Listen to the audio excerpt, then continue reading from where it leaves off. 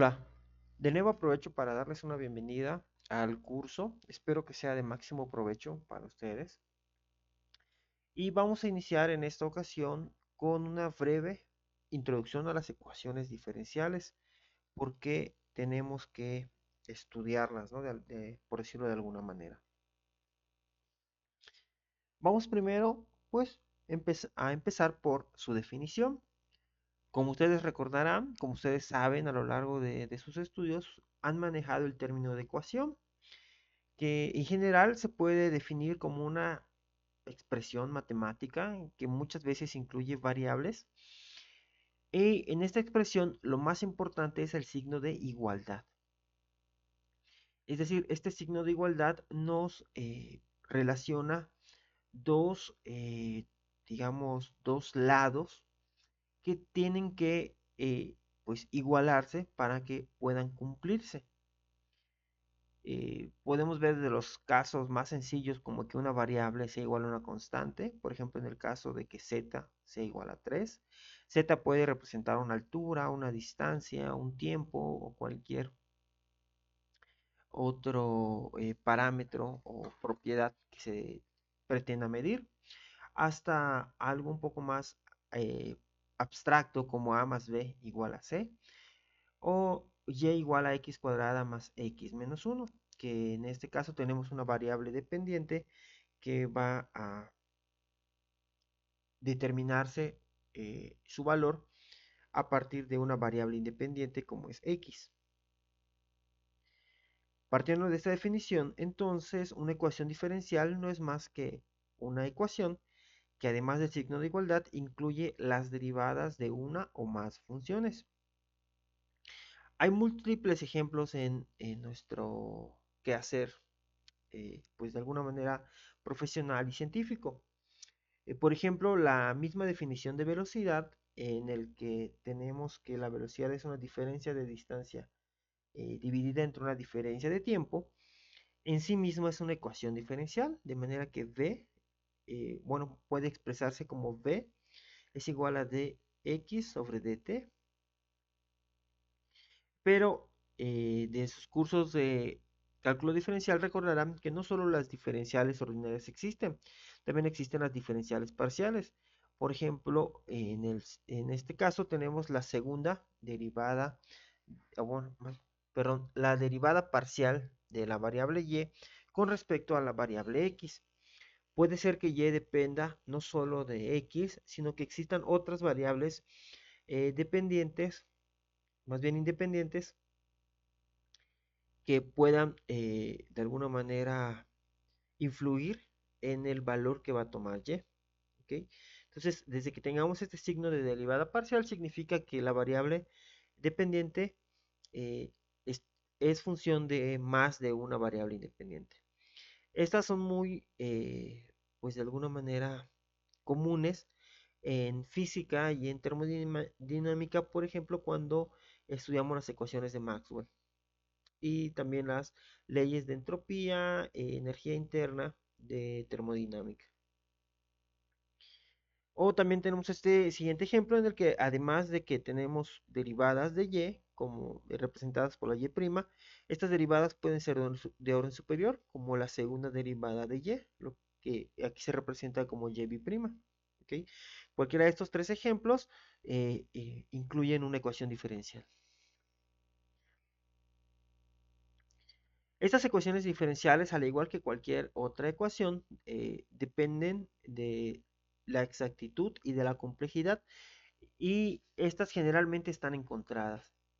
Es decir, cuando estudiamos un fenómeno, si queremos que la respuesta sea exacta, muy probablemente tengamos que tener un modelo muy complejo.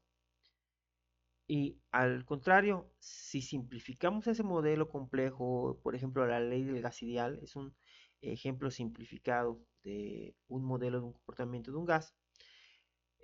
Cuando simplificamos estos modelos, generalmente perdemos exactitud.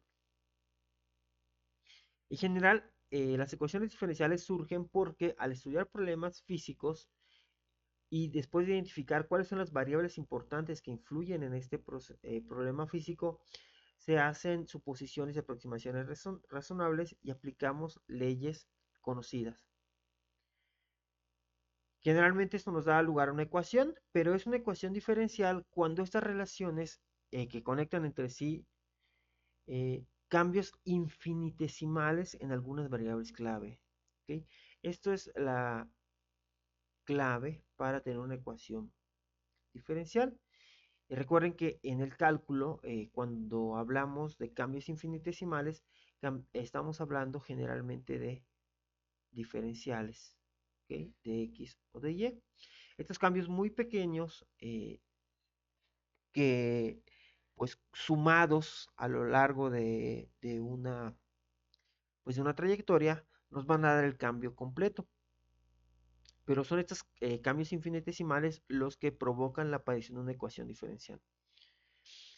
Después de que tenemos la ecuación diferencial, tenemos que utilizar alguna técnica de resolución adecuada y también conocer condiciones de frontera y condiciones iniciales que vamos a hablar un poco más adelante de ellas para llegar a la solución del problema. Aquí, cuando hablamos de la técnica de resolución adecuada, tenemos que decir que no todas las ecuaciones diferenciales pueden resolverse de manera analítica, es decir, obtener una ecuación algebraica como resultado, ya que como repetimos, ya que conforme más complejo sea una ecuación diferencial, más difícil es conseguir la solución analítica. Sin embargo, además de estas soluciones analíticas, también existen soluciones aproximadas, como son la solución de ecuaciones diferenciales por métodos numéricos. Estos cambios infinitesimales son muy comunes en los fenómenos físicos naturales, por lo que estos modelos de ecuaciones diferenciales se usan ampliamente tanto en ciencias como en ingeniería. Algunos ejemplos importantes está, por ejemplo, de nuevo, las leyes del movimiento de Newton. Por ejemplo, la misma definición de velocidad como la diferencial de una distancia entre un tiempo. La definición de aceleración, que es una diferencial de velocidad entre tiempo, o lo que es lo mismo, la segunda derivada de la distancia con respecto al tiempo al cuadrado. Estas derivadas también, o estas ecuaciones diferenciales, pueden dar origen a pues ecuaciones diferenciales pues de alguna manera relacionadas, ¿no?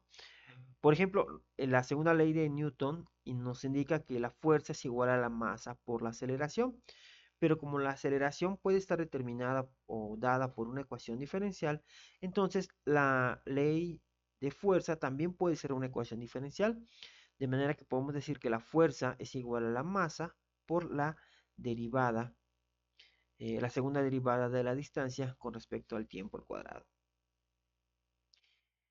Esta es más conocida generalmente como bueno, esta podemos también relacionarla con la caída libre, si recuerdan.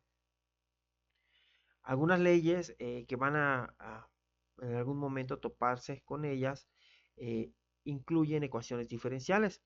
Por ejemplo, cuando vean fenómenos de transporte, pues la ley de enfriamiento que nos indica una transferencia de calor está determinada por esta ecuación diferencial, de manera que cambios infinitesimales en la temperatura con respecto al tiempo van a ser iguales a varias constantes o coeficientes.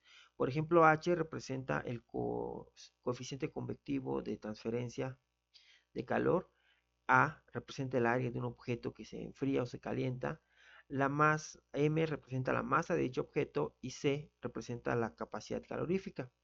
Si lo multiplicamos por la diferencia de temperatura, ya sea entre el ambiente y el objeto, pues esta ecuación nos puede ayudar a determinar qué tan rápido se enfría un objeto que se deja al medio ambiente. ¿Okay? Y esta es una ecuación diferencial conocida como la ley de enfriamiento. También en economía, en algún punto, tal vez en ingeniería económica, van a ver que el interés compuesto está determinado como el pago, ¿no? Que se hace o la ganancia que obtiene un prestamista al proporcionar un capital a algún solicitante, a un deudor.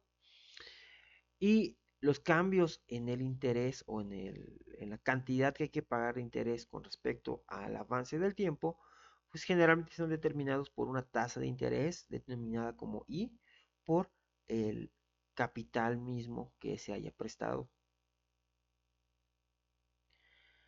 La ley de absorción de Lambert está relacionada más que nada con la absorción de la radiación electromagnética en un cuerpo, ¿ok?